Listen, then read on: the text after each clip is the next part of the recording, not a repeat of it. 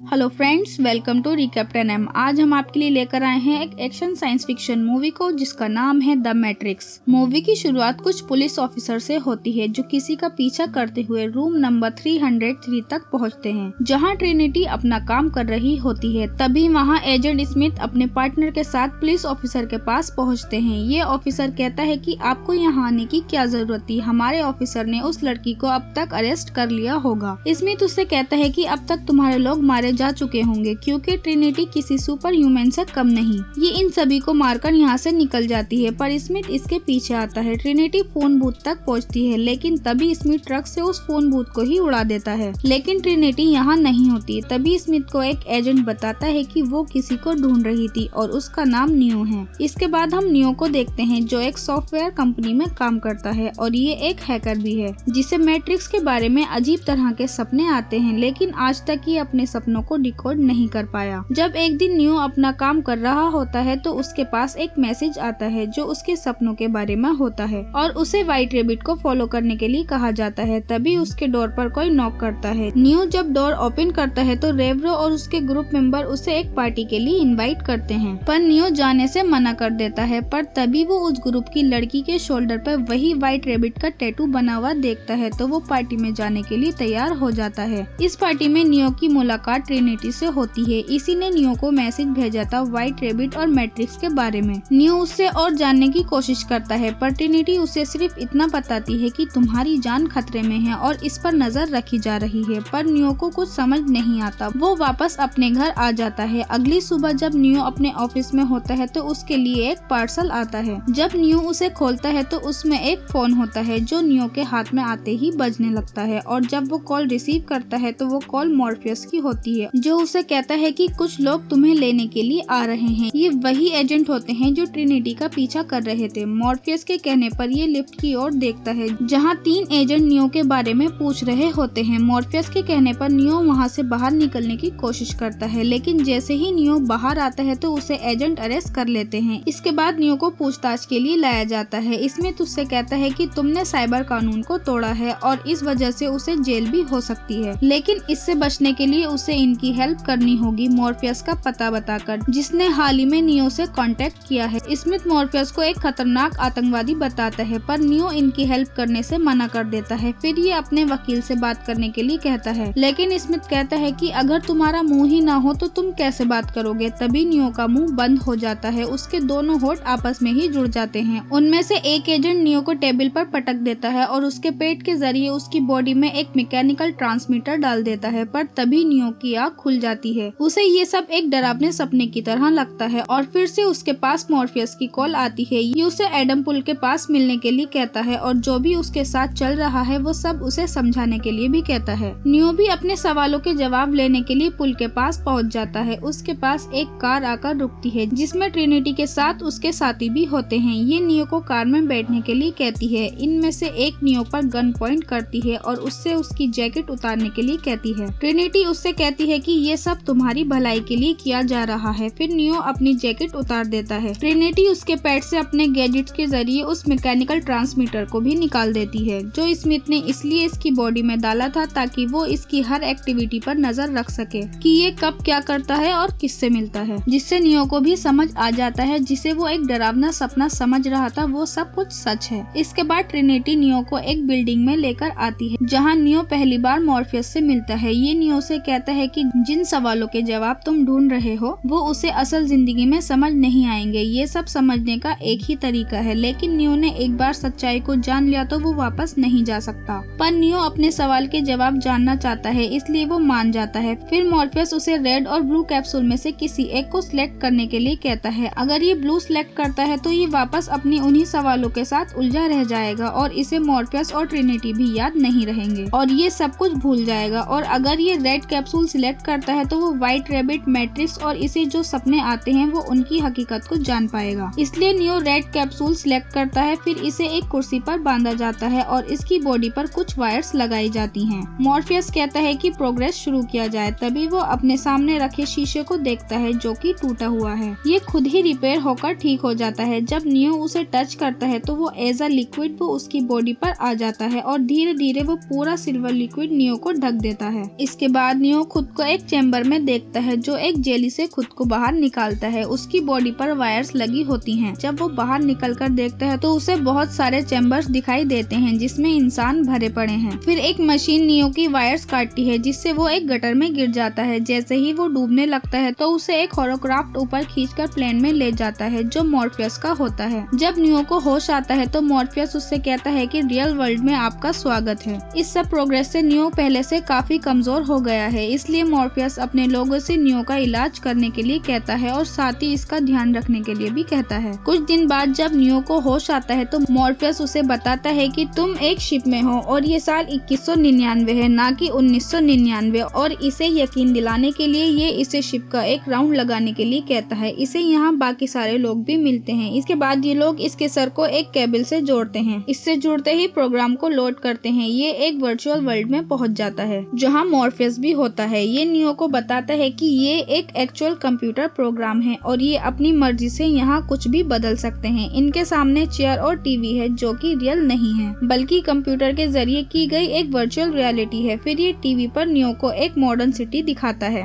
ये उसे बताता है कि जिस दुनिया से तुम आए हो उसकी टाइमिंग 1999 है और यहाँ की टाइमिंग 2199 है। ये एक वर्चुअल रियलिटी है जिसे मैट्रिक्स कहा जाता है। इन्होंने एक आर्टिफिशियल इंटेलिजेंट को बनाया जिससे नियो को असल दुनिया के बारे में पता चला जहाँ अंधेरा और खालीपन है। 20वीं सेंचुरी के अंत में इंसान और एआई मशीन ने एक दूसरे के खिलाफ जंग करी। एआई मशीन ने सोलर एनर्जी के जरिए इंसानों को हराया जिससे सब कुछ तबाह हो गया। एआई मशीन ने अपने फायदे के लिए इंसानों को अपनी मेन पावर सोर्स के लिए इस्तेमाल किया। उन्होंने खुद को पावर देने के लिए इंसान द्वारा पैदा की गई 120 वोल्ट की इलेक्ट्रिसिटी 25,000 BTU की गर्मी का इस्तेमाल किया। इसी तरह वो इंसानों की खेती करने लगे, उन्हें उनके आउटलेट से जोड़ा और उन्हें पोर्ट्स में फंसा दिया। नियो भी अब इस दुनिया के बारे में जान गया है जो एक वर्चुअल रियलिटी है जिसे इंसानों को कंट्रोल करने के लिए बनाया गया है ताकि ये उनकी ऊर्जा का इस्तेमाल कर सकें। फिर ये इसे जायन शहर के बारे में बताता है जहाँ ये लोग रहा करते थे, जो अब आखिरी शहर बचा हुआ है जहाँ इंसान रहते हैं जो जमीन के नीचे छुपा हुआ है। मॉर्फियस और उसके टीम मेंबर्स इंसानों को गुलामी से बचाने के लिए एक टेलीफोन का इस्तेमाल करके मैट्रिक्स के सर्वर को हैक करते हैं क्योंकि ये फोन की हेल्प से वर्चुअल वर्ल्ड में आ जा सकते हैं। मशीन्स प्रोग्राम मैट्रिक्स को कंट्रोल करती हैं। नियो को जिस एजेंट ने अरेस्ट किया था वो एक प्रोग्राम है जो मैट्रिक्स के जरिए बनाया गया है। वो किसी भी इंसान को कंट्रोल कर सकता है। मैट्रिक्स में सेंटिनल मशीन है जो मैट्रिक्स से सब कुछ ऑपरेट करती है। ये उस शख्स की तलाश में है जो इन सभी को आजाद कर सकता है। ये सब सुनकर नियो बेहोश हो जाता है। इसके बाद नियो को कंप्यूटर सिमुलेशन की मदद से उसे कुछ ही घंटों में ड्रैगन बॉक्सिंग, कुंफू और मार्शल आर्ट की ट्रेनिंग दी जाती है। नियो सब कुछ बहुत जल्दी ही सीख जाता है और इसे देखकर मॉर्फियस को ऑरेकल की भविष्यवाणी याद आ जाती है जिसने देखा था कि फ्यूचर में एक मसीहा आएगा जो सबको इस मैट्रिक्स से आजाद करेगा। फिर नियो को मैट्रिक्स में लड़ने की ट्रेनिंग दी जाती है। साथ ही इसे ये भी बताया जाता है कि उसकी मौत मैट्रिक्स में हुई तो वो रियल वर्ल्ड में भी मर जाएगा। तभी वहाँ कुछ मशीन्स आ जाती हैं इन्हें ढूंढने के लिए, पर ये लोग जल्दी छिप जाते हैं। मॉर्फियस अपने साथियों के साथ ऑरेकल से मिलने के लिए मैट्रिक्स के अंदर आ जाता है, पर जाते टाइम साइफर अपना फोन डस्टबिन में डाल देता है। फिर ये लोग जब ऑरेकल के घर आते हैं कि इन बच्चों के पास स्पेशल पावर्स हैं। फिर नियो ऑरेकल से मिलने के लिए जाता है जो उससे कहती है कि एक दिन ऐसा आएगा जब नियो को मॉर्फियस और खुद में से किसी एक को चूज करना होगा। फिर कुछ लोग इन पर हमला कर देते हैं और ये सब कुछ साइफर की वजह से होता है क्योंकि ये ट्रिनिटी से प्यार करता है, लेकिन जब से नियो आया है ट्रिनिटी उससे प्यार करने लगी है और साइफर ने स्मिथ से एक डील की है। वो इन्हें मॉर्फियस को पकड़ने में इनकी हेल्प करेगा और इसके बदले मैट्रिक्स उसे वापस उसके शहर पहुंचा देगा। फिर ये लोग अंधाधुंध फायरिंग करने लगते हैं जिससे माउस की मौत हो जाती है। फिर टैंक इन लोगों की मदद करने की कोशिश करता है। वो इन्हें बाहर जाने का रास्ता बताता है जो एक दीवार से होकर जाता है, पर इन्हें जाते हुए एक एजेंट देख लेता है, इसलिए मॉर्फियस वहाँ रुककर इन्हें रोकने की कोशिश करता है और इन लोगों को वहाँ से भेज देता है। फिर ये लोग वापस जाने की तैयारी करते हैं, लेकिन साइफर इनसे पहले ही आ जाता है और टैंक पर हमला कर देता है और डोजर को मार देता है। फिर एक एक करके ये सभी को अनप्लग कर देता है। जब ये ट्रिनिटी के पास आता है तो टैंक जख्मी हालत में ही उस पर अटैक कर देता है। फिर ये नियो और ट्रिनिटी को भी वापस ले आता है। इधर एजेंट स्मिथ मॉर्फियस से जायन शहर के बारे में पूछता है ताकि ये उन्हें अपने फायदे के लिए इस्तेमाल कर सके, पर मॉर्फियस कुछ नहीं बताता। इधर टैंक मॉर्फियस को अनप्लग करने के लिए कहता है ताकि ये लोग मॉर्फियस के जरिए इन तक ना पहुंच सकें, लेकिन नियो ऐसा करने से मना कर देता है। तभी उसे ऑरेकल की कही बात याद आती है, इसलिए वो अपने बजाय मॉर्फियस को चुनता होता है और उसे बचाने के लिए वापस जाने के लिए कहता है। ट्रिनिटी भी इसके साथ जाने के लिए कहती है। फिर ये पूरी तैयारी के साथ मॉर्फियस को बचाने के लिए आ जाते हैं और उस बिल्डिंग तक पहुंच जाते हैं जहां मॉर्फियस होता है। ये दोनों बिना रुके लोगों को मारते हुए आगे बढ़ते हैं और एक केबल के जरिए ऊपर चढ़ते हैं और फिर लिफ्ट को बम से उड़ा देते हैं। जैसे ही ये ऊपर आते हैं तो एजेंट के कहने पर पुलिस ऑफिसर नियो पर हमला करते हैं, पर नियो भी इनकी अच्छी खासी धुलाई कर देता है। फिर नियो के सामने एक एजेंट आता है और उसे शूट करने लगता है, पर नियो सभी गोलियों को डॉच कर लेता है। फिर ट्रिनिटी उसे मार देती है। फिर नियो उस एजेंट पर अटैक करता है। मौके का फायदा उठाते हुए मॉर्फियस भी एक जंप करके नियो तक पहुंच जाता है, लेकिन एजेंट स्मिथ भी इन पर अटैक कर देता है, जिससे इनका चॉपर डैमेज हो जाता है। नियो मॉर्फियस के साथ ट्रिनिटी को भी बचा लेता है। ये देखकर मॉर्फियस समझ जाता है कि नियो ही वही मसीहा है जिसके बारे में ऑरेकल ने भविष्यवाणी करी थी, पर नियो ये मानने के लिए तैयार नहीं है। फिर ये टेलीफोन बूथ की तरफ जाते हैं ताकि ये वापस जा सके। नियो पहले इन दोनों को जाने के लिए कहता है, लेकिन नियो के जाने से पहले एजेंट स्मिथ वहां आकर उस पर शूट करने लगता है। फिर ये दोनों आपस में ही लड़ने लगते हैं। ये लड़ते हुए ट्रेन के आगे आ जाते हैं। नियो जल्द ही पटरी से हट जाता है, पर स्मिथ एक प्रोग्राम है, इसे मारा नहीं जा सकता और फिर से ये नियो के पीछे आ जाता है। इसी बीच इन पर हमला होता है। अगर ये इलेक्ट्रोमैग्नेटिक प्लस लॉन्च करते हैं तो ये बच सकते हैं, पर ऐसा करने से नियो वहीं फंस जाएगा, इसलिए ये नियो का आने का वेट करते हैं। टैंक नियो से कांटेक्ट करता है, उसे पास के फोन बूथ तक पहुंचने के लिए कहता है। नियो भी स्मिथ से बचते हुए फोन बूथ तक पहुंचने की कोशिश करता है, पर स्मिथ उसके सामने आ जाता है और उसे लगातार गोलियां मारता है। इधर इनके शिप को भी मशीन डैमेज करने लगती हैं, जिन्हें स्मिथ ने ही भेजा है। ट्रिनिटी भी काफी इमोशनल हो जाती है। वो नियो से कहती है कि ऑरेकल ने कहा था मैं जिससे प्यार करूंगी वो ही हमारा मसीहा होगा और अब सब कुछ खत्म हो गया। वो जैसे ही नियो को किस करती है, ये मशीन भी लेजर से होलोक्राफ्ट खोलना शुरू कर देती है। तभी नियो वापस से जिंदा हो जाता है। स्मिथ उस पर फिर से शूट करता है, पर इस बार नियो गोलियों को हवा में ही रोक देता है और वो इन प्रोग्राम को बाइनरी कोड के जरिए देखने लगता है और ये स्मिथ को इजीली हरा देता है। ये उसकी बॉडी में घुसकर उसे ही उड़ा देता है। ये देखकर दोनों एजेंट यहाँ से भाग जाते हैं। मॉर्फियस जैसे ही EMP लॉन्च करता है तभी वहाँ नियो भी आ जाता है और ये मशीन भी रुक जाती हैं और इसके बाद नियो सभी इंसानों को मैट्रिक्स से आजाद करने का फैसला करता है और इसी के साथ मूवी का एंड हो जाता है। अगर वीडियो अच्छी लगी तो लाइक करो, कमेंट करो, सब्सक्राइब करो हमारे चैनल को। हम मिलते हैं आपसे नेक्स्ट वीडियो में, तब तक के लिए बाय बाय।